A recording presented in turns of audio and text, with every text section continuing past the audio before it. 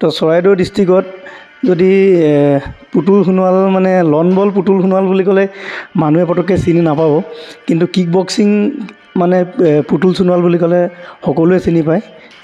মই আগতে kick boxing খেলিছিলোঁ, কাৰাটেও কৰিছিলোঁ, তাৰপিছত উচুও খেলিলোঁ। একচুৱেলি সমৰ কলাৰ আগতে যিহেতু 2007 চনত আমাৰ গুৱাহাটীত ৰাষ্ট্ৰীয় ক্ৰীড়া অনুষ্ঠিত হৈছিল, তাত একচুৱেলি মই ৰাগবি ইভেণ্টত অসমক প্ৰতিনিধিত্ব কৰিছিলোঁ।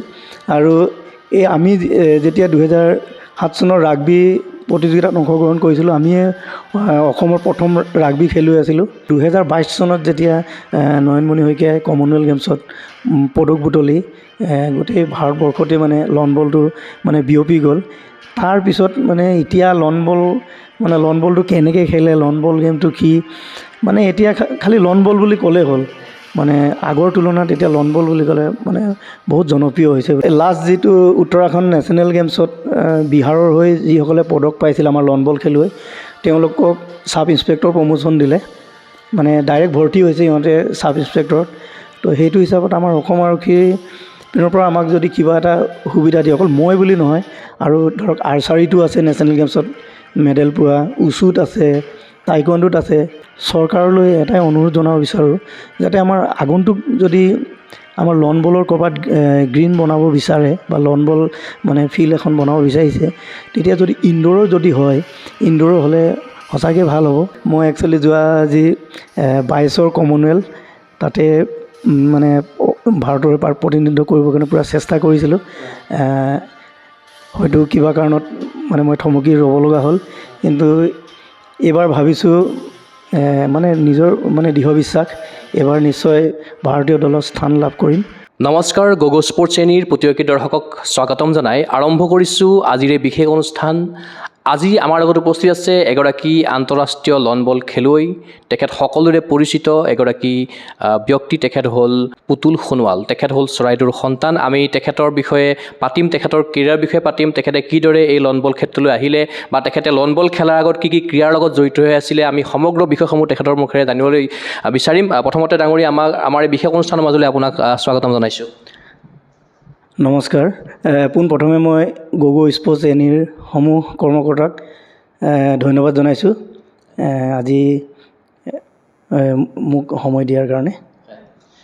আমি প্ৰথমতে আগলৈ যাব বিচাৰিম, যিহেতু আমি যিমানটো গম পাইছোঁ লন বল খেলাৰ আগত আপুনি বিভিন্ন ক্ৰীড়াৰ সৈতে জড়িত হৈ আছিলে, বিশেষকৈ আপুনি মাৰ্চেল আৰ্টৰ লগত জড়িত হৈছিলে বা সমৰ কলাৰ লগত জড়িত হৈ আছিলে। আপুনি কিক বক্সিং খেলিছিল, কাৰাটে খেলিছিল, উচু খেলিছিল। গতিকে আপুনি সেই সমৰ কলাৰ লগত প্ৰথমতে কিদৰে জড়িত হ'ল, আমি সেই বিষয়খিনি অলপ জানিব বিচাৰিছোঁ। হয়, একচুৱেলি মই প্ৰথম অৱস্থাত সমৰ কলাৰ পৰাই মই ক্ৰীড়া ক্ষেত্ৰখনলৈ আগবাঢ়ি আহিছিলোঁ। একচুৱেলি আমাৰ আগতে আমি শিৱসাগৰ জিলা আছিল, মানে শিৱসাগৰ জিলাৰ পৰা আমি এতিয়া বৰ্তমান চৰাইদেউ ডিষ্ট্ৰিক্ট হ'ল। তো চৰাইদেউ ডিষ্ট্ৰিক্টত যদি পুতুল সোণোৱাল মানে লন বল পুতুল সোণোৱাল বুলি ক'লে মানুহে পটককৈ চিনি নাপাব, কিন্তু কিক বক্সিং মানে পুতুল সোণোৱাল বুলি ক'লে সকলোৱে চিনি পায়। মই আগতে কিক বক্সিং খেলিছিলোঁ, কাৰাটেও কৰিছিলোঁ, তাৰপিছত উচুও খেলিলোঁ। কোন চনৰ কথা এইটো? এইটো মই একচুৱেলি কিক বক্সিং খেলিছিলোঁ 98ৰ পৰা। কিক বক্সিং লাষ্ট 2015 চনত এখন নেশ্যনেল চেম্পিয়নশ্বিপ পাৰ্টিচিপেট কৰিলোঁ। তাৰপিছত মাৰ্চেল আৰ্টৰ পৰা বৰ্তমান অৱসৰ লোৱাৰ নিচিনাই হৈছে আৰু। আপুনি ইণ্টাৰনেশ্যনেল খেলিছে কিন্তু? হয়, কিক বক্সিং ইণ্টাৰনেশ্যনেল খেলিলোঁ দুখনমান। 2015তে লাষ্ট এখন খেলিছিলোঁ, মুম্বাইত হৈছিল অ'পেন কিক বক্সিং চেম্পিয়নশ্বিপ। তাত পাৰ্টিচিপেট কৰিছিলোঁ, তাতে চিলভাৰ মেডেল পাবলৈ সক্ষম হৈছিলোঁ। উচুটো নেশ্যনেল খেলিছোঁ। তাৰপিছত আপুনি সমৰ কলাৰ পৰা লন বললৈ আপুনি কেনেকৈ আহিল, সমৰ কলা বা কিদৰে ভাবি ল'লে আপুনি লন বললৈ আহিব লাগে বুলি? মই একচুৱেলি সমৰ কলাৰ আগতে যিহেতু 2007 চনত আমাৰ গুৱাহাটীত ৰাষ্ট্ৰীয় ক্ৰীড়া অনুষ্ঠিত হৈছিল, তাত একচুৱেলি মই ৰাগবি ইভেণ্টত অসমক প্ৰতিনিধিত্ব কৰিছিলোঁ। আৰু এই আমি যেতিয়া 2007 চনৰ ৰাগবি প্ৰতিযোগিতাত অংশগ্ৰহণ কৰিছিলোঁ, আমিয়ে অসমৰ প্ৰথম ৰাগবি খেলুৱৈ আছিলোঁ। তাৰপিছত আমি ৰাগবিৰ মানে একো তেনেকৈ আমি সুবিধা নোপোৱাত তাৰপিছত মই পিছত গৈ মানে দেখা পালোঁ যে এটা সুন্দৰ গেম, যিটো সকলোৱে খেলিব পাৰে। তেনেকৈ মই আহি লন বল গেমৰ লগত পৰিচয় হ'লোঁ। তো লন বল গেমটোত আচলতে আমাৰ সাপে খাতিৰে হয়। বীমা বৰা, তাই এতিয়া বৰ্তমান লন বল খেলুৱৈ। তাই মোক এদিন ক'লে যে পুতুল তেনেকৈ গেম এটা আছে ময়ো খেলি আছোঁ তো এবাৰ গেমটো চাব মানে যদি ইচ্ছা কৰ গেমটো চাব পাৰ। তো সেই তেনেকৈ মোক বীমাবাই ইয়াতে লন বলত লৈ আহিছিল 2012 চনৰ কথা। তাৰপিছত ভাগ্যক্ৰমে মই 2013 চনত মই অসম ছিনিয়ৰ টীমত নেশ্যনেল খেলিবৰ কাৰণে নিৰ্বাচিত হৈছিলোঁ আৰু এইখন খেল কলকাতাত অনুষ্ঠিত হৈছিল আৰু তাত মই অসমৰ হৈ ব্ৰঞ্জ মেডেল পাবলৈ সক্ষম হৈছিলোঁ। হয়, লন বলত প্ৰথম নেশ্যনেল চেম্পিয়নশ্বিপ মোৰ আছিল। আৰু আপুনি যদি চাবলৈ যোৱা আপুনি নেশ্যনেল গেমছ আপুনি 4বাৰ খেলিছে, আপুনি লন বলত 3বাৰ খেলিছে আৰু এবাৰ ৰাগবিত খেলিছে নহয় জানো? ৰাগবিত গুৱাহাটীতে হৈছিল, তাত খেলিছিলোঁ। তাত একচুৱেলি ৰাগবি যেতিয়া আমি ইয়াত প্ৰথম খেলিছিলোঁ আমি নিজে ৰাগবিৰ কিছুমান নিয়ম নাজানিছিলোঁ। যিটো আমাৰ ব্ৰঞ্জ মেডেল মেটচ আছিল দিল্লীৰ লগত, তো কিবা এটা খেলি মেলিৰ কাৰণে আমি ব্ৰঞ্জ মেডেলটো আমি হেৰুৱাব লগা হ'ল। যি কি নহওক তাৰপিছত মই লন বলত 3খন নেশ্যনেল গেমছত মানে পাৰ্টিচিপেট কৰিলোঁ। তাৰে 2খনত গ'ল্ড মেডেল পাবলৈ সক্ষম হ'লোঁ, গুজৰাট আৰু গোৱাত। আৰু লাষ্ট যি উত্তৰাখণ্ড নেশ্যনেল গেমছ তাত মই 2টা ব্ৰঞ্জ মেডেল পাবলৈ সক্ষম হৈছিলোঁ। আৰু যিহেতু আপুনি চাকৰিটো যোগদান কৰিছিলে, অসম পুলিচত আপুনি কৰ্মৰত হৈ আছে বৰ্তমান সময়ত, কোন চনত চাকৰিত যোগদান কৰিছিলে আপুনি? মানে ক্ৰীড়াৰ সূত্ৰে বা স্পৰ্টছৰ সূত্ৰে আপুনি চাকৰি লাভ কৰিছিলে বা বেলেগ ধৰণে আপুনি? মই 2004 চনতে অসম আৰক্ষীত ইণ্টাৰভিউ দিছিলোঁ কোকোৰাঝাৰত। তেতিয়া একচুৱেলি তাতে বৰ্তমানৰ যিজন কি বুলি কয় BTAD চিফ হাগ্ৰামা মহিলাৰী ডাঙৰীয়া, তেওঁৰ নাম ল'বই লাগিব। তেওঁ তেতিয়া 2004 চনত তেওঁৰ চিফ আছিল। তো তাত মই কোকোৰাঝাৰৰ এটা টীমৰ লগত কিক বক্সিং নেশ্যনেল খেলিব গৈছিলোঁ। তাতে মই বেষ্ট প্লেয়াৰ পাবলৈ সক্ষম হৈছিলোঁ নেশ্যনেল চেম্পিয়নশ্বিপত। তো তাৰপিছত ঘূৰি আহোঁতে আমি তেতিয়া BTAD চিফক আমাক লগ কৰাই দিছিল। তো তেওঁ মোক সুধিছিল যে তোমাক কি লাগিব এতিয়া? তো মই তেতিয়া কৈছিলোঁ ছাৰ আপুনি কি দিয়ে এইটো আপোনাৰ কথা।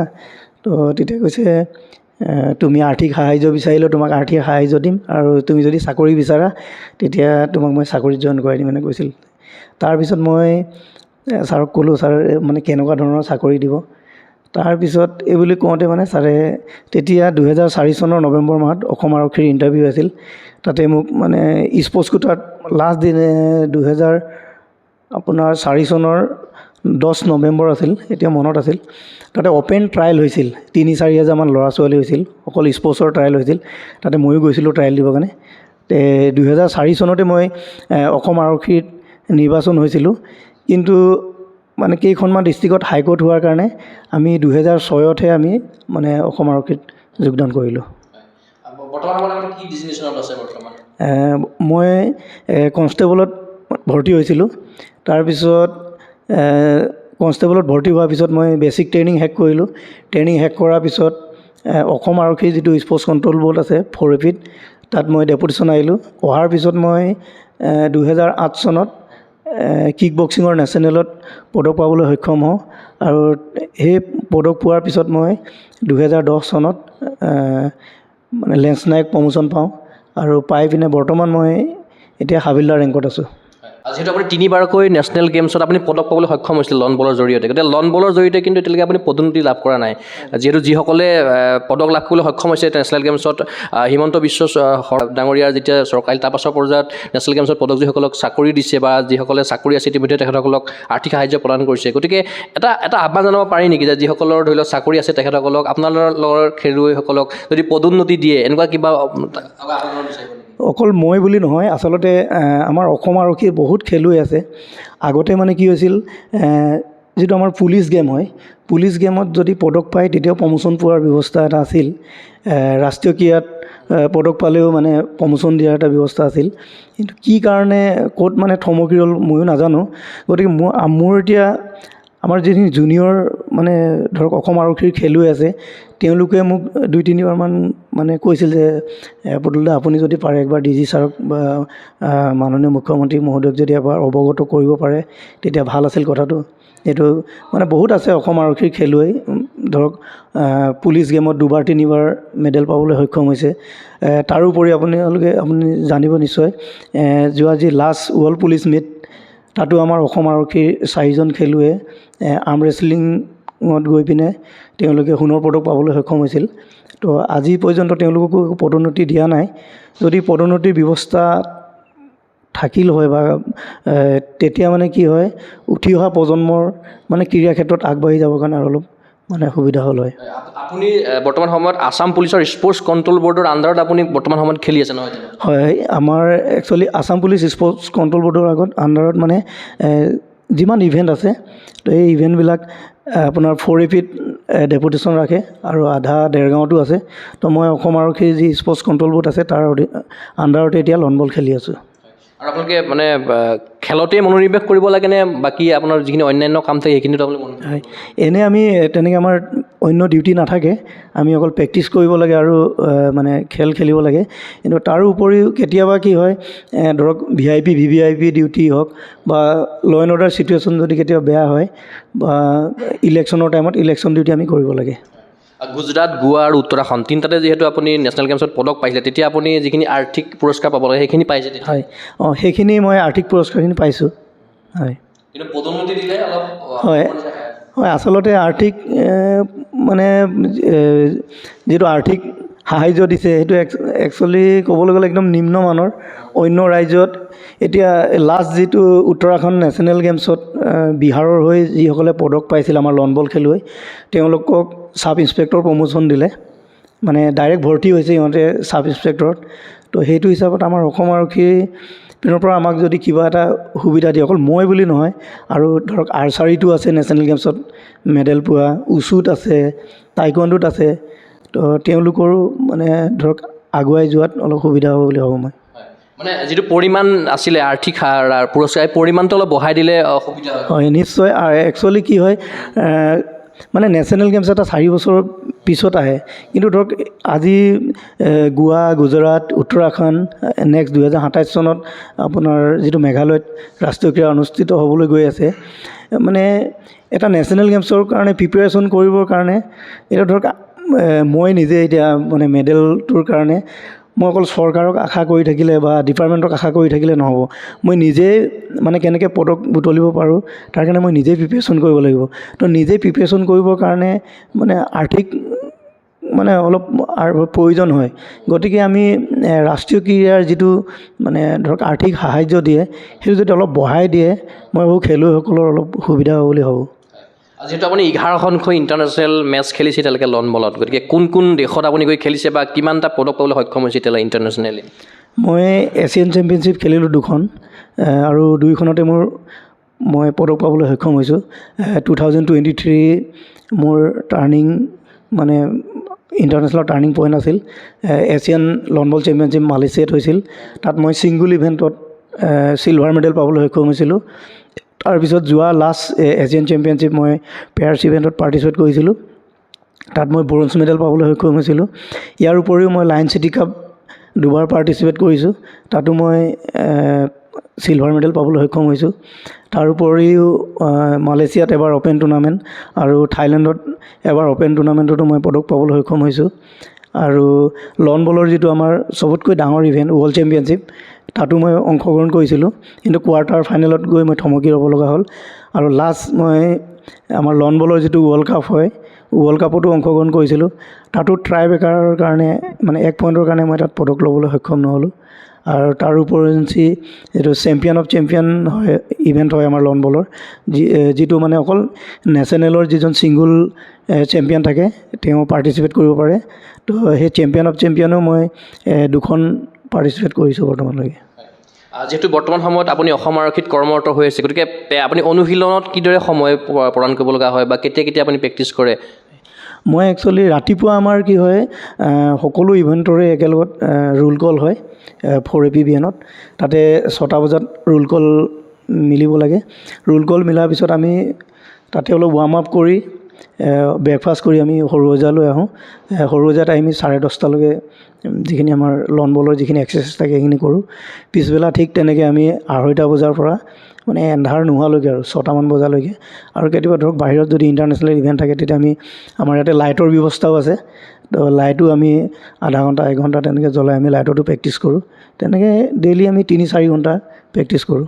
আৰু সন্মুখত যিহেতু এছিয়ান চেম্পিয়নশ্বিপ আহি আছে আৰু আপোনাৰ ট্ৰায়েলো হ'ব, গতিকে ট্ৰায়েলতো আপুনি নিশ্চয়কৈ যাব, গতিকে এছিয়ান চেম্পিয়নশ্বিপৰ কাৰণে কিদৰে সাজু হৈছে বা কমনৱেলথ গেমছো হ'বলৈ গৈ আছে? হয়, একচুৱেলি যিটো কমনৱেলথৰ আগত 7 নেশ্যন মানে যিহেতু ৱৰ্ল্ডৰ টপ মানে 7খন দেশ থাকে, সেই 7খন দেশৰ ভিতৰত এখন মানে টেষ্ট ছিৰিজ অনুষ্ঠিত হয়।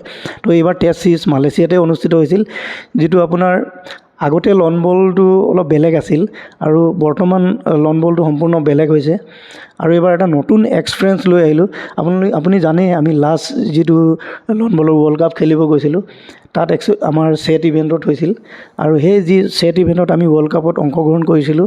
আমাৰ লাষ্ট আমাৰ যিখন ইণ্টাৰ ডিষ্ট্ৰিক্ট আমাৰ লন বল চেম্পিয়নশ্বিপ হৈছিল, সম্পূৰ্ণ আমি একচুৱেলি আমাৰ অসমৰ নতুন পুৰণা সকলো খেলুৱৈয়ে যাতে এই নতুন নিয়মটো জানক বুলি তাত আমি নয়নমণি শইকীয়া আৰু মই অংশগ্ৰহণ কৰিছিলোঁ। তো আমি সেই লন বলৰ যিটো নতুন নিয়ম, সেই নতুন নিয়ম অনুসৰি আমাৰ ইয়াতে এছ'চিয়েশ্যনে আপোনাৰ ছেট হিচাপত কি বুলি কয় ইণ্টাৰ ডিষ্ট্ৰিক্টখন অনুষ্ঠিত কৰিছিল। আৰু তাৰপিছত আমি যি টেষ্ট ছিৰিজ মানে অংশগ্ৰহণ কৰিলোঁ, তাত আৰু এটা নতুন অভিজ্ঞতা লৈ আহিলোঁ। আগতে লন বলত কোনো টাইম টেবুল নাছিল, মানে ধৰক আপোনাৰ 2 ঘণ্টা 15 মিনিট টাইম থাকে এখন গেম শেষ হ'বৰ কাৰণে। তো লাষ্ট আপোনাৰ যিখন ৱৰ্ল্ড কাপ হৈছিল, তাত আপোনাৰ 1.5 ঘণ্টা টাইম দিছিল।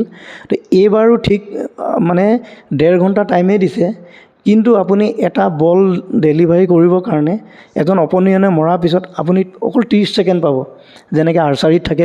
মানে বাকী ইভেণ্টত এটা নিৰ্দিষ্ট টাইমৰ ভিতৰত আপুনি ধৰক বলটো মানে ডেলিভাৰী কৰিব লাগে। তো ঠিক এইবাৰ লন বলত তেনেকুৱা হৈছে, আপুনি মানে গৈ মোৰ বলটো চাই আহিম, কিমান পজিশ্যনত কি আছে, মানে একো সময় নাপাব। তাৰমানে আপুনি অপনিয়নে বল মৰাৰ পিছত আপুনি অকল 30 ছেকেণ্ড পাব। সেই 30 ছেকেণ্ডৰ ভিতৰত আপুনি চাবও লাগিব, আপুনি নিজে ডিচিশ্যনো ল'ব লাগিব, তাৰপিছত আপুনি বলটো ড্ৰ কৰিব লাগিব। তো সেই বহুত নতুন এটা এক্সপিৰিয়েঞ্চ লৈ আহিলোঁ। যিহেতু আগন্তুক কমনৱেলথ গেম আহি আছে, সেই কমনৱেলথ গেমছতো মানে এই নতুন নিয়মতে কমনৱেলথ গেমছ অনুষ্ঠিত হ'ব। যিহেতু কমনৱেলথ গেমছ খেলাৰ সকলোৰে সপোন থাকে, নিশ্চয়কৈ আপোনাৰো সেই সপোনখিনি আছে? নিশ্চয় আছে। মই একচুৱেলি যোৱা যি 22ৰ কমনৱেলথ, তাতে মানে ভাৰতৰ প্ৰতিনিধিত্ব কৰিবৰ কাৰণে পূৰা চেষ্টা কৰিছিলোঁ। হয়তো কিবা কাৰণত মানে মই থমকি ৰ'ব লগা হ'ল, কিন্তু এইবাৰ ভাবিছোঁ মানে নিজৰ মানে দৃঢ় বিশ্বাস, এইবাৰ নিশ্চয় ভাৰতীয় দলত স্থান লাভ কৰিম। যোৱাবাৰ যেনেকৈ আমাৰ অৰ্জুন নয়নমণি শইকীয়াই অসমলৈ তথা আমাৰ লন বল এছ'চিয়েশ্যন আৰু লন বললৈ আমাৰ কি বুলি কয় ভাৰতীয় দলে গৌৰৱ কঢ়িয়াবলৈ সক্ষম হৈছিল, ঠিক তেনেকৈ এইবাৰো যাতে ময়ো পদক বুটলি আই মাতৃ তথা ভাৰতবৰ্ষৰ লগতে লন বল এছ'চিয়েশ্যনকো যাতে আৰু আগুৱাই লৈ যাব পাৰোঁ, তাৰ কাৰণে মই চেষ্টা কৰিম।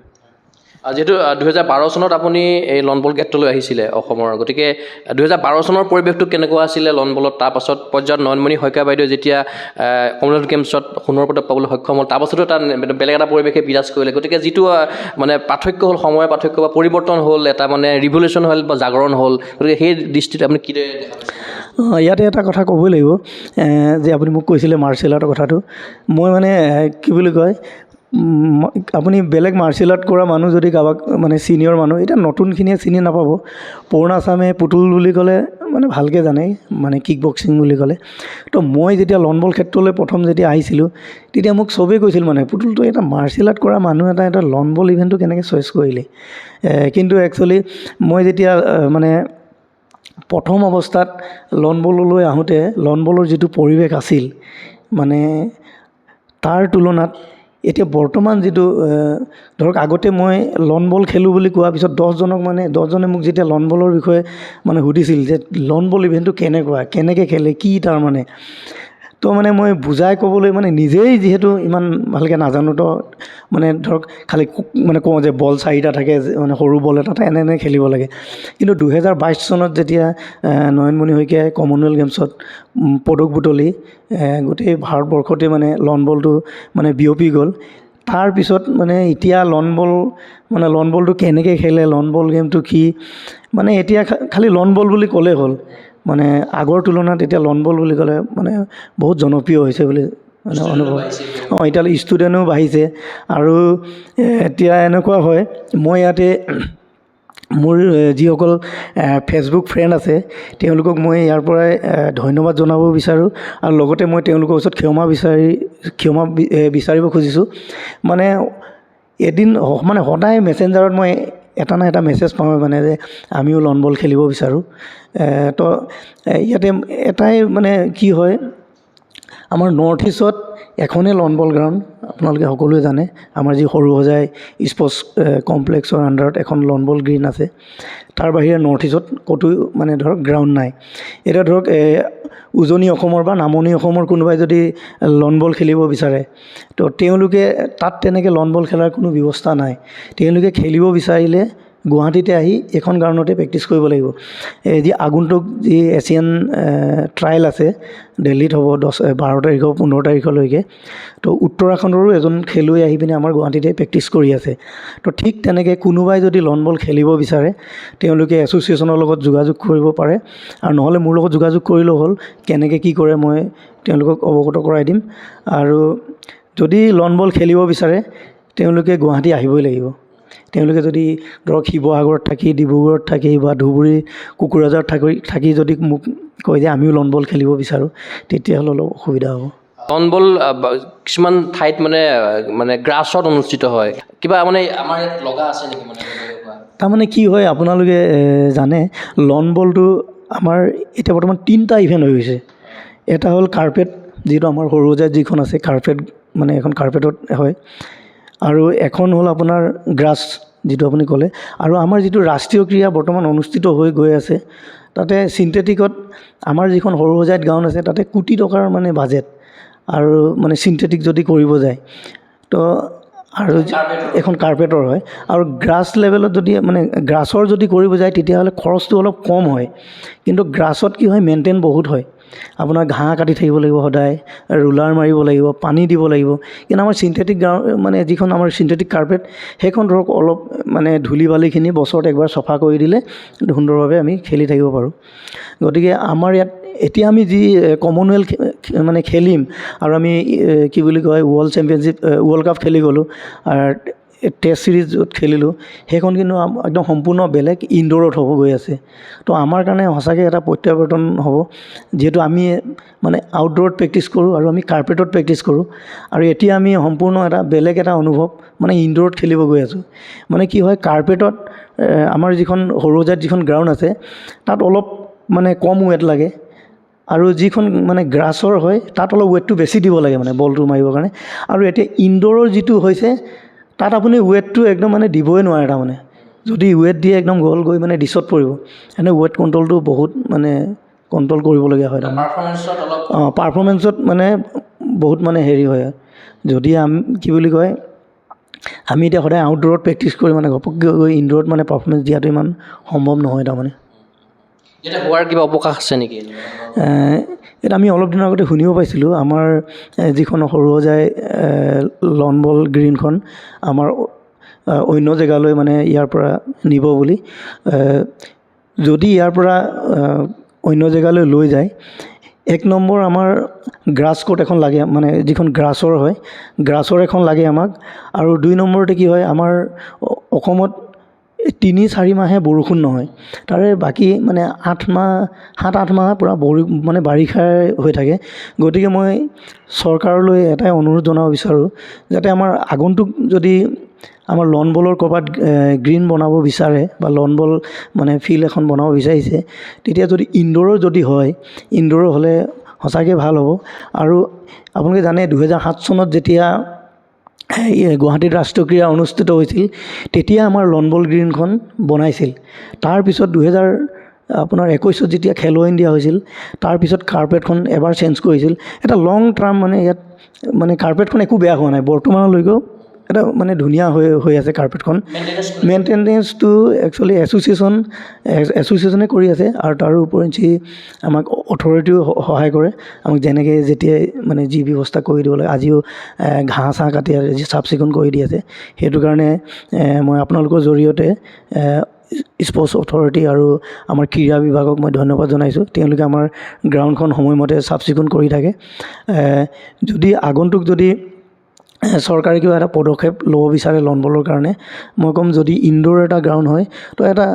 এইখন গ্ৰাউণ্ড যদি 10 বছৰ মানে ইয়াৰ মানে ভেলিডিটি যদি আমি ইনডোৰ যদি এখন মানে বনাই দিয়ে সেইখন আমাৰ 20-25 মানে 30 বছৰৰ কাৰণে আমি একো নিশ্চিন্ত মানে আমি সেইখন গ্ৰাউণ্ড আমি ইউজ কৰি থাকিব পাৰিম আৰু যিহেতু আপুনি বিভিন্ন দেশ আপুনি খেলিবৰ কাৰণে গৈছে মানে যিখিনি খৰচা লাগে বা আৰ্থিকভাৱে যিখিনি সহযোগিতাৰ প্ৰয়োজন হয় সেয়া আপুনি নিজে বহন কৰিবলগীয়া হয় নে এছ'চিয়েশ্যনৰ ফালৰ পৰা বহন কৰে নে আপোনাক চৰকাৰী ফালে আপোনালোকক বা অসম পুলিচৰ ফালৰ পৰা আপোনালোকক একচুৱেলি আমাৰ লন বল ইভেণ্টটো অলিম্পিক ইভেণ্ট নহয় আমাৰ অকল নেশ্যনেল গেমছত আছে আৰু আপোনাৰ যিটো কি বোলে কমনৱেলথ গেমছত আছে কিন্তু আমাৰ সকলো লন বল খেলুৱৈৰ কাৰণে ভাল খবৰ যে আগন্তুক এছিয়ান গেমছত আমাৰ পেৰা লন বলটো বৰ্তমান ইনক্লুড হৈছে আৰু খুব সম্ভৱ কম সময়ৰ ভিতৰতে এবুলটো এছিয়ান গেমছত অন্তৰ্ভুক্ত হ'ব আৰু যিটো 2032ত অষ্ট্ৰেলিয়াত যিটো অলিম্পিক হ'ব গৈ আছে তাতে লন বল অন্তৰ্ভুক্ত হোৱাৰ পূৰ্ণ সম্ভাৱনা আছে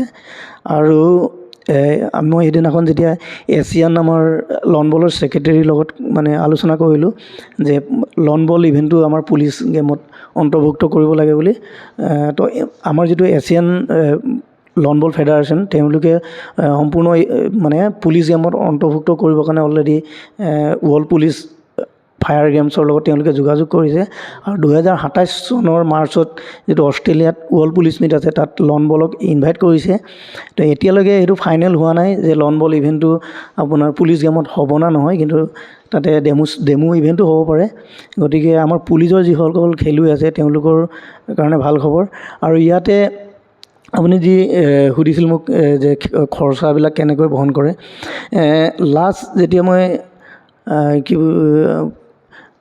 আপোনাৰ 2023-24-25 যিখন আন্তঃৰাষ্ট্ৰীয় প্ৰতিযোগিতা তাত মই অংশগ্ৰহণ কৰোঁতে আমাৰ ডিপাৰ্টমেণ্টলি মোক মানে বহুত আৰ্থিক দিশত সহায় কৰিলে আৰু তাৰোপৰি লাষ্ট বিশ্বকাপ যেতিয়া খেলিব গৈছিলোঁ তাত আমাৰ অসমৰ মাননীয় মুখ্যমন্ত্ৰী মহোদয়ক ধন্যবাদ জনাব বিচাৰোঁ আপোনাৰ এই চেনেলৰ জৰিয়তে আমি অসমৰ পৰা 3জন খেলুৱৈ আমাৰ ইয়াতে পেৰাৰ এজন খেলুৱৈ অংশগ্ৰহণ কৰিছিল উৎপল বসুমতাৰী আৰু তেওঁৰ যিটো ছিংগল ইভেণ্টত পাৰ্টিচিপেট কৰি চিলভাৰ মেডেল পাবলৈ সক্ষম হৈছিল তো মুখ্যমন্ত্ৰী মহোদয়ে আমাক গম পোৱাৰ লগে লগে আমি যোৱাৰ এসপ্তাহৰ আগতে তেওঁ আমাক তিনিওজনকে আৰ্থিকভাৱে মানে সহায় সহযোগিতা আগবঢ়াইছিল আৰু একচুৱেলি আমি মানে ফেডাৰেশ্যনৰ পৰা হওক ডিপাৰ্টমেণ্টেলি হওক বা গভৰ্ণমেণ্টৰ পৰা আমি সহায় নাপালেও মানে ধৰক বিভিন্ন ক্ষেত্ৰৰ পৰা আমি সহায় লৈ পিনে আমি মানে ৰাষ্ট্ৰীয় আন্তঃৰাষ্ট্ৰীয় প্ৰতিযোগিতাত অংশগ্ৰহণ কৰি আছোঁ অসম যিখন লন বল সন্থা আছে লন বল সন্থাৰ কেনেকুৱা সহযোগিতা মই অসম লন বল সন্থাক ধন্যবাদ জনাবই লাগিব আমাৰ সভাপতি আপোনালোকে সকলোৱে জানে এক্স স্পৰ্টছ মিনিষ্টাৰ সন্মানীয় দুৰ্গা দাস বড়ো ডাঙৰীয়া আৰু আমাৰ সম্পাদক হ'ল নৱ বসুমতাৰী ডাঙৰীয়া তেওঁলোকে মানে ক'ৰবাত খেলিব গ'লে ধৰক যেনেধৰণে আমি মানে সহায় সহযোগিতা বিচাৰোঁ তেনেধৰণে আমাক সহায় সহযোগিতা আগবঢ়াই আছে আৰু তাৰোপৰি আপোনালোকক জনাবলৈ পাই সুখী হৈছোঁ যে আমাৰ লন বল ইভেণ্টটো মানে মই যেতিয়ালৈকে দেখা পাই আছোঁ মানে লন বল যেতিয়াৰ পৰা খেলি আছোঁ 2012 চনৰ পৰা বাকীবিলাক ইভেণ্টতকৈ ৰাষ্ট্ৰীয় ক্ৰীড়াতে হওক বা আন্তঃৰাষ্ট্ৰীয় পৰ্যায়ত মানে কণ্টিনিউ মানে ভাল ৰিজাল্ট দি আছে লন বলে আৰু ভৱিষ্যতেও মানে ভাল ৰিজাল্ট কৰি যাব বুলি ভাবোঁ আৰু এতিয়া আমাৰ অসমত মানে যিখিনি নতুন খেলুৱৈ তাৰমানে আণ্ডাৰ 25 হওক বা জুনিয়ৰ চাম তেওঁলোকে বহুত ভাল খেল প্ৰদৰ্শন কৰি আছে আশা কৰোঁ আমাৰ পিছত তেওঁলোকেও মানে অসমৰ লন বলক আৰু আগুৱাই লৈ যাব লন বলটো অলপ কষ্টলি গেম বুলি আমি যিমানটো গম পাইছোঁ গতিকে সাধাৰণ ঘৰৰ মানুহে লন বলটো খেলিব পাৰে নে নোৱাৰে তেনেকুৱা একো নাই লন বলটো হয় লন বলৰ তাৰমানে যিখিনি মেটেৰিয়েল থাকে বল হওক বা মানে যিখিনি আৰু গ্ৰাউণ্ডৰ পৰা লৈ সম্পূৰ্ণ বস্তুবিলাক একচুৱেলি আমাৰ ইণ্ডিয়াত মানে ক'তো ইয়াৰ মেনুফেকচাৰ নাই। ইয়াৰ মেনুফেকচাৰ হ'ল অষ্ট্ৰেলিয়া আৰু স্কটলেণ্ড। তো আপুনি বল এটা কিনিব লাগিলেও আপুনি অষ্ট্ৰেলিয়াৰ পৰাই আনিব লাগিব। তো আমাৰ ইয়াতে এছ'চিয়েশ্যনৰ কিছুমান বল আছে, যিটো ৰাষ্ট্ৰীয় ক্ৰীড়াৰ সময়তে অসম চৰকাৰে এছ'চিয়েশ্যনক বল আনি দিছিল। তো আমাৰ নতুন কোনোবা খেলুৱৈ যদি মানে খেলিব আহে, তেওঁলোকক এছ'চিয়েশ্যনৰ পিনৰ পৰা পূৰ্ণ সহযোগিতা কৰে, আৰু সেই আমাৰ যিখিনি বল আছে সেই বল এছ'চিয়েশ্যনৰ বল দি তেওঁলোকক মানে কি বুলি কয় খেলাত মানে সুবিধা কৰি দিয়ে। আৰু তাৰপিছত যেতিয়া ধৰক তেওঁ অলপ মানে এক্সপাৰ্ট হৈ যায় খেলিবৰ কাৰণে, তেওঁ ধৰক মানে নেশ্যনেলত ছিলেকশ্যন হয় বা বাহিৰত খেলিব ক'ৰবাত মানে ছিলেকশ্যন পায়, তেতিয়াও তেওঁ নিজৰ বল তেওঁ নিজে ব্যৱস্থা কৰি ল'ব পাৰে। যিহেতু আপোনাৰ ঘৰ চৰাইদেউ জিলাত, গতিকে আপুনি যেতিয়া ঘৰলৈ যায় তেতিয়া মানে বৰ্তমান সময়ত এগৰাকী লন বল খেলুৱৈ হিচাপে আপোনাক তাতে চিনি পায় নে কিক বক্সিং কৰা এগৰাকী খেলুৱৈ হিচাপে চিনি পায়? তেখেতসকলে কি কয়? নাই, এতিয়া বৰ্তমান মোক সম্পূৰ্ণ লন বল খেলুৱৈ হিচাপে মোক চবেই চিনি পায়। আৰু ইয়াতে এটা কথা ক'ব লাগিব যে মই একচুৱেলি সোণোৱাল কছাৰীৰ পৰা বিলং কৰোঁ। তো আমাৰ সোণোৱাল কছাৰী এখন অট'নমাছ কাউন্সিল আছে। তো কাউন্সিলৰ পিনৰ পৰা মোক 2-3বাৰ সহায় কৰিছে। তো এই চেগতে মই আমাৰ সোণোৱাল কছাৰী অট'নমাছ কাউন্সিলৰ সকলোকে ধন্যবাদ জনাইছোঁ, আৰু অনাগত দিনত তেওঁলোকৰ পৰা মই সহায় সহযোগিতা কামনা কৰিলোঁ। চৰাইদেউ জিলাত বৰ্তমান সময়ত কেনেকুৱা মাৰ্চেল আৰ্টৰ পৰিৱেশ বা লন বলৰ পৰিৱেশ কেনেকুৱা? একচুৱেলি মোৰ ঘৰখন আমি যেতিয়া শিৱসাগৰ জিলা আছিলোঁ, তেতিয়া আমাৰ মানে জিলাখন আমি একদম মানে ধৰক চৰাইদেউ আৰু ডিব্ৰুগড়ৰ একদম আমাৰ বৰ্ডাৰত, যি নামৰূপ বুলি কয়, নামৰূপ আৰু বৰহাট আৰু একদম আমি বৰ্ডাৰত। তো তাত মানে খেলাৰ পৰিৱেশ তেনেকৈ মানে নাই। আৰু এতিয়া বৰ্তমান আমাৰ ডিষ্ট্ৰিক্টখন চৰাইদেউ ডিষ্ট্ৰিক্ট হ'ল, এতিয়াও আমি সেই বৰ্ডাৰে হৈ আছোঁ। কিন্তু আগতে আমাৰ তেনেকুৱা খেলাৰ পৰিৱেশ নাছিল। ধৰক আমি মানে যেতিয়া কিক বক্সিং মই যেতিয়া খেলিছিলোঁ, মোৰ এজন বন্ধু আছিল বিক্ৰম চুব্বা বুলি, তেওঁ আৰু মই আমি তাতে মানে সমনীয়াসকলৰ লগত মানে প্ৰেক্টিছ কৰি, আমাৰ কোনো কোচো নাছিল, আমি নিজে প্ৰেক্টিছ কৰি গৈ আমি মানে খেলিছিলোঁ। ধৰক মোৰ মনত আছে এতিয়াও 22 কিলোমিটাৰ আমি চাইকেল মাৰি, এজন প্ৰশিক্ষক আছিল ৰাতুল গগৈ বুলি, তেওঁৰ ওচৰত আমি কাৰাটে প্ৰেক্টিছ কৰিব গৈছিলোঁ। তাৰপিছত এতিয়া বৰ্তমান আমাৰ তাত খেলৰ পৰিৱেশ সুন্দৰ। এতিয়া বৰ্তমান উচুত ভাল ৰিজাল্ট কৰি আছে। আৰু তাৰো উপৰিঞ্চি চৰাইদেউ মই যিহেতু ৰাগবিও খেলিছিলোঁ আগতে, আৰু এতিয়া ৰাগবি এছ'চিয়েশ্যনৰ লগতো জড়িত। ৰাগবি এতিয়া আমাৰ চৰাইদেউ যিটো জুনিয়ৰ বইজ আৰু গাৰ্লছ, ছাব জুনিয়ৰ বইজ আৰু গাৰ্লছ দুয়োটা টিমে বৰ্তমান সুন্দৰ ৰিজাল্ট কৰি আছে। আপোনাৰ এই জাৰ্ণিটো, আপুনি যিহেতু লন বলত প্ৰায় 14টা বছৰ অতিক্ৰম কৰিলে, আৰু এনেই স্পৰ্টছমেন হিচাপেতো আপুনি বহুত বছৰ অতিক্ৰম কৰিছে, গতিকে এই জাৰ্ণিটোত আপোনাৰ মা দেউতাৰ বা পৰিয়ালৰ কেনেকুৱা ধৰণৰ ছাপোৰ্ট আছিলে?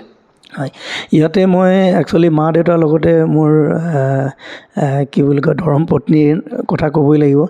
মোৰ শাহু মা আছে, শাহু দেউতা। তো তেওঁলোকক মই সঁচাকৈ ইয়াৰ পৰা ধন্যবাদ জনাবই লাগিব। তেওঁলোকে মোক যদি সহযোগিতা বা মোক প্ৰেক্টিছৰ কাৰণে হওক বা খেলিব যাবৰ কাৰণে উৎসাহ নোযোগালে হয়তো মই আজি ইমান আগবাঢ়ি যাব নোৱাৰিলোঁহেঁতেন। মোৰ এজনী ছোৱালীও আছে, ছোৱালী, তাইৰ 12 বছৰ, তাইও লন বল প্ৰেক্টিছ কৰি আছে, খেলা নাই বৰ্তমানলৈকে। চাওঁ ভৱিষ্যতে তাইকো মানে কেনেকৈ আগুৱাই লৈ যাব পাৰোঁ। খেলুৱৈ জীৱনততো বহুখিনি ঘাত প্ৰতিঘাত থাকে, গতিকে হয়তো কেতিয়াবা হাঁহিব লগা হৈছে, কেতিয়াবা কান্দিব লগা হৈছে, কেতিয়াবা ভাল লগা বেয়া লগা কিবা অভিজ্ঞতা শ্বেয়াৰ কৰিব বিচাৰিব নেকি আজিৰ তাৰিখত? তেনেকুৱাতো বহুত আছে। কিছুমান কথা ক'লেও বিপদ, মানে নক'লেও নোৱাৰোঁ এনেকুৱা। তো মোৰ ক্ষেত্ৰত নোহোৱা নহয় হৈছে। মই 2-3বাৰ মানে ধৰক টিমত থাকিও মানে ফাইনেল লিষ্টত থাকিও পিছত মই টিমৰ পৰা মোৰ নামটো কৰ্তন হৈ যায়। এনেকুৱা 2-3বাৰ মোৰ আছে, এনেকুৱা ঘটনা নথকাও নহয়। তাৰোপৰিও ভাল লগা কিছুমান বহুত ঘটনা আছে। একচুৱেলি কি হয়, মোৰ ভাল লগা ঘটনা বুলি ক'লে, মই ছিংগুল ইভেণ্টত বৰ্তমান ছিংগুল ইভেণ্টেই ছিংগুল আৰু পেয়াৰ্ছ ইভেণ্ট খেলি আছোঁ। আমাৰ ইণ্ডিয়াৰ যিজন ছিংগুলত টপ প্লেয়াৰ, তেওঁক আজিলৈকে বোধহয় কোনো হৰুৱাব পৰা নাই। তো তাক মই 2024 আৰু 25 চনৰ 25 জানুৱাৰীৰ 2 তাৰিখে দিল্লীত যি নেশ্যনেল লন বল চেম্পিয়নশ্বিপ হৈছিল, তাক মই 3বাৰ তাৰ লগত ফাইনেল খেলিছিলোঁ। তো তিনিবাৰৰ মই দুবাৰ তেওঁৰ লগত মই হাৰিছিলোঁ। আৰু তৃতীয়বাৰ যেতিয়া মই খেলিব গৈছিলোঁ, তো খেলিব যাওঁতে মই তাক কৈছিলোঁ যে মই যদি এইবাৰ মানে আপোনাক মানে হৰুৱাব নোৱাৰোঁ, তেতিয়াহ'লে মই ছিংগুল ইভেণ্টটো মই আজিৰ পৰা নেখেলোঁ বুলি। তো তাক মই কি বুলি কয়, ছিংগুলত মই তেতিয়া তাক মই হৰুৱাই মই চেম্পিয়ন হ'বলৈ সক্ষম হৈছিলোঁ। তো সেইটো এটা মোৰ কাৰণে সুন্দৰ মুহূৰ্ত।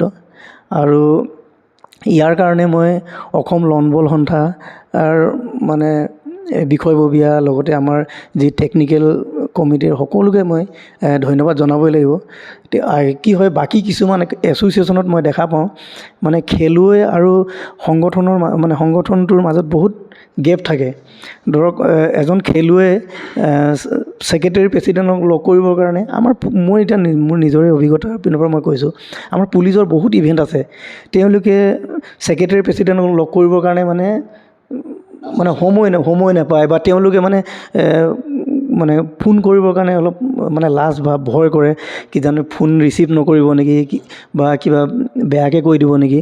তো সেইটো ক্ষেত্ৰত মই আমাৰ অসম লন বল সন্থাৰ সমূহ বিষয়ববীয়াকে ধন্যবাদ জনাব লাগিব।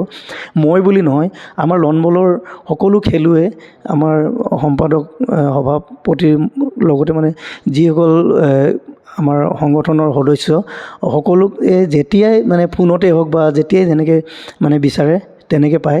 সেইটো কাৰণে মই লন বল সন্থাৰ সমূহ বিষয়ববীয়াক মই ধন্যবাদ জনাইছোঁ। বিভিন্ন দেশৰ খেলুৱৈক লগ পাই খেলিবলৈ যাওঁতে বিদেশত, যিহেতু আপুনি 11খনকৈ ইণ্টাৰনেশ্যনেল গেম খেলিছে, গতিকে ভাৰতৰ সম্পৰ্কত তেখেতসকলৰ মনোভাৱ কেনেকুৱা, ভাৰতৰ খেলুৱৈসকলৰ সন্দৰ্ভত তেখেতসকলৰ মনোভাৱ কেনেকুৱা, কথা যেতিয়া আপোনালোকে আদান প্ৰদান কৰে, কি কয় ভাৰতৰ সম্পৰ্কত?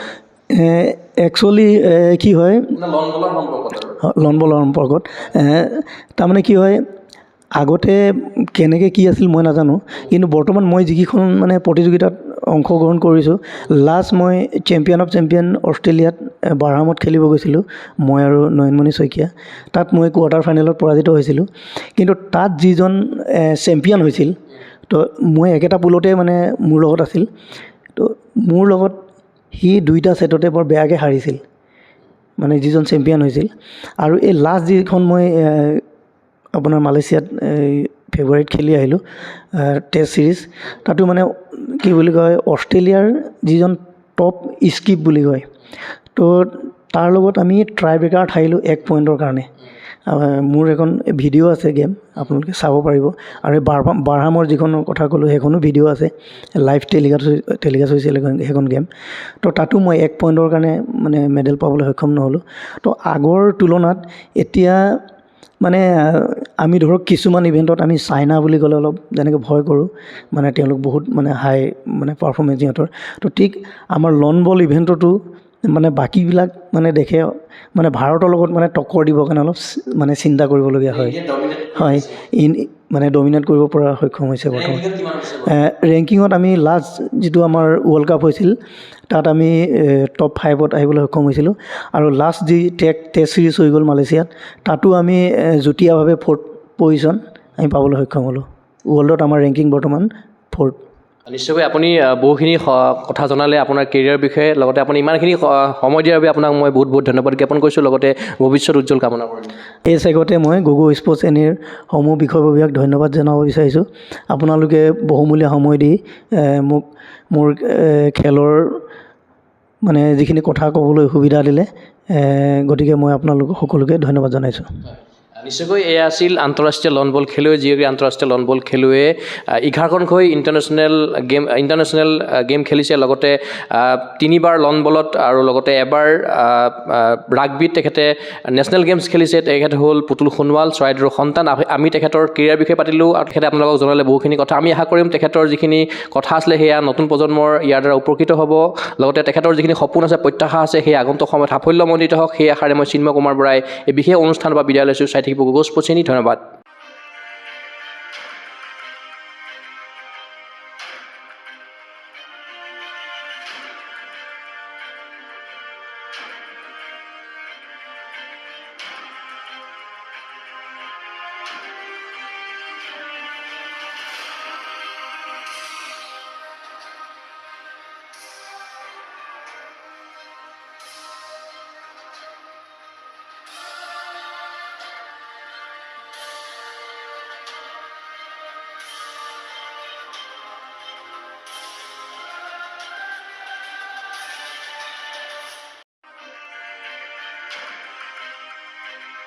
গুৱাহাটীৰ মাজমজিয়াত নৰ্থ ইষ্টৰ প্ৰথমখন এক্সক্লুচিভ মাৰ্চেল আৰ্টছ সামগ্ৰীৰ শ্ব'ৰুম তথা বিপণী Tirupati sports. Karate, wushu, taekwondo, boxing, jujitsu, pencak silat, judo আদি 7টাকৈ সমৰ কলা ইভেণ্টৰ ইউনিফৰ্ম আৰু প্ৰশিক্ষণৰ সামগ্ৰী ইয়াত উপলব্ধ। Tracksuit, jersey, martial arts medal, memento, trophy ক্ৰয় কৰিব পাৰিব পাইকাৰী মূল্যত। ফুটবল, ভলীবল, বাস্কেটবল, ক্ৰিকেট আদি ইভেণ্টৰ সামগ্ৰীৰ ছাপ্লাইৰ বাবে অৰ্ডাৰো লোৱা হয়। কাৰাটে, টাইকোৱাণ্ডোৰ নেশ্যনেল ফেডাৰেশ্যনৰ দ্বাৰা এপ্ৰুভড ব্ৰেণ্ড আৰু আপ টু ডেট সামগ্ৰীৰ বাবে একমাত্ৰ বিশ্বাসযোগ্য আৰু নিৰ্ভৰযোগ্য প্ৰতিষ্ঠান। ঠিকনাটো হৈছে doctor B Barua road, house number 52, first floor, Ulubari, Guwahati 7, phone number 9085083493, email sanju_regal@rediffmail.com।